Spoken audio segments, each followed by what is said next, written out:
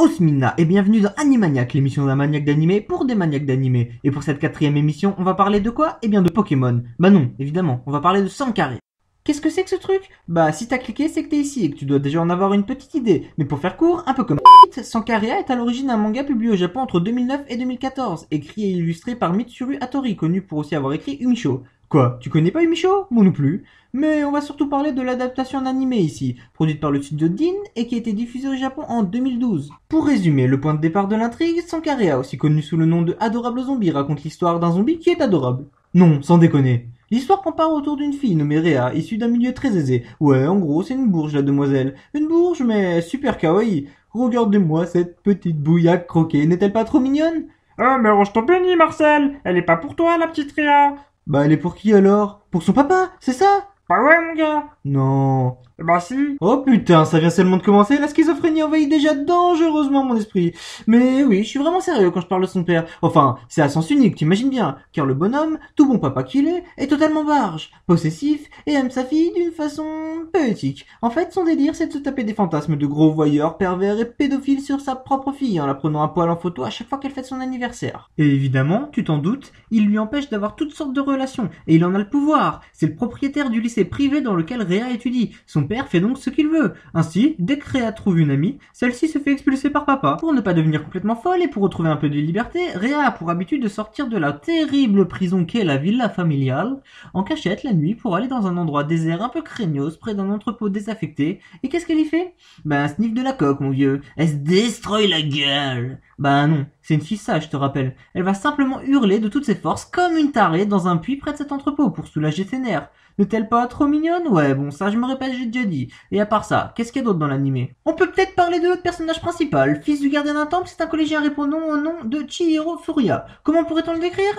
Eh bien, il a une passion simple, tout à fait banale, presque comme chaque collégien, les zombies. Ouais, non mais attends, je vous vois venir. Quand je lui dis qu'il kiffe les zombies, c'est littéralement bordel de poil à frire de gambassé. Genre, son fantasme le plus cher, c'est de vivre une histoire d'amour avec une zombie. Au calme. Sinon, on appelle ça un nécrophile aussi. Faudra inventer une nouvelle catégorie pour ce genre de personnes sur YouTube. Genre zombie ou... ouais, bref, je m'égare. Reprenons l'intrigue. Donc, dans ce merdouilleux monde, un jour, le chat de Furia meurt, renversé par une voiture. Ainsi, la nuit venue, celui-ci va emmener le corps de son chat mort dans un bâtiment abandonné pour tenter de le ressusciter grâce à une potion dont la recette est écrite dans un livre mystérieux trouvé au temple. Il va ainsi faire la connaissance de Rhea en la surprenant en train de gueuler dans son puits. Finalement, ils vont devenir amis et elle va l'aider à tenter de ressusciter Babou. Babou, c'est le chat, si t'as pas compris. Et là, je vais spoiler un petit peu, mais attends, reste. Même si tu n'as pas regardé l'anime ni lu le manga, tu peux rester. On est toujours au tout début de l'intrigue et c'est tellement prévisible que c'est comme si je te spoilais que dans SNK il y avait des titans qui attaquent les hommes. Donc, je te spoil pas grand-chose, quoi. Je disais donc qu'après quelques péripéties et la grosse révélation, roulement de tambour, Rhea meurt. Et grâce à Furuya, elle se retrouve ressuscitée en zombie. Oh là là, et c'est là le véritable point de départ de l'intrigue. Toutefois, ce qu'il faut savoir, c'est que l'anime dont je parle a avant tout été écrit pour promouvoir le manga. Je rappelle que l'anime est sorti alors que le manga n'en était qu'au milieu, et ça on s'en rend bien compte quand on lit le manga après avoir vu l'anime. L'anime en fait il ne fait qu'effleurer l'histoire, il ne couvre que le tout début du manga et n'introduit même pas l'un des personnages principaux de l'histoire. On voit bien qu'il voulait pas trop dévoiler l'histoire pour pousser à acheter le manga, du coup on se retrouve avec des lenteurs scénaristiques un petit peu lourdes. Les personnages mettent 3 plombes pour comprendre des trucs totalement évidents, ils sont encore plus cons que Blackstar de Soul Eater, et pendant ce temps t'es là devant ton écran en train de gueuler intérieurement si t'es un peu fou, gueuler tout court si t'es totalement barge comme moi. Et malheureusement, des reproches à faire à l'adaptation animée, j'en ai d'autres. On a le droit pour la millionième fois à un personnage principal sans qualité majeure, dont plusieurs filles tombent amoureuses, notamment la cousine de celui-ci, on se passera de commentaires.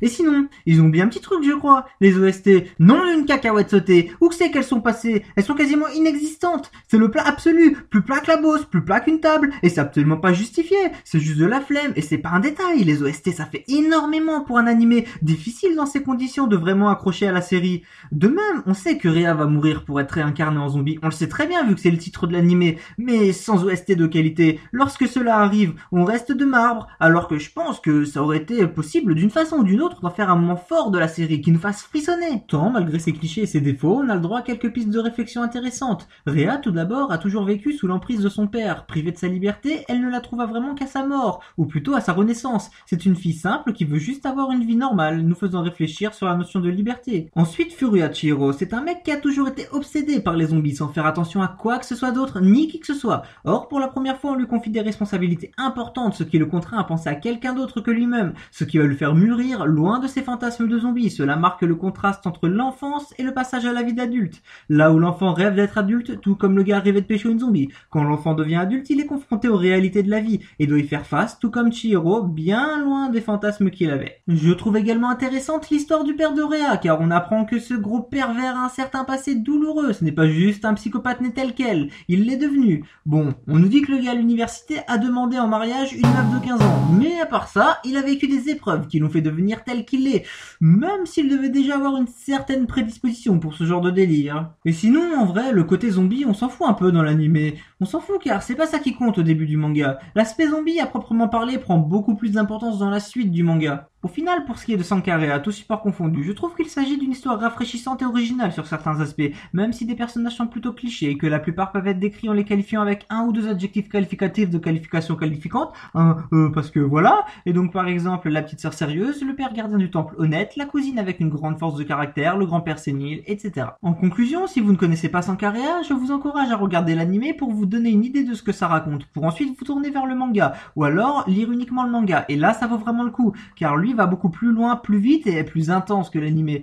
Et pourtant, je ne suis pas un grand lecteur. Je tiens à rappeler que cela n'est que mon avis et que vous partagez le même oui ou non, je vous invite à poster un commentaire pour me donner votre opinion de façon constructive et je me ferai une joie d'en discuter avec vous. Je compte aussi sur toi, oui toi, pour mettre un petit pouce en l'air et surtout pour partager un max cette vidéo pour que les gens découvrent la chaîne et redécouvrent Sankarea. Je finis cette vidéo avec une petite annonce, vous pouvez désormais me suivre sur Twitter, mon pseudo c'est Animaniac écrit comme vous le voyez, et je vous dis à bientôt pour une prochaine vidéo. Jane!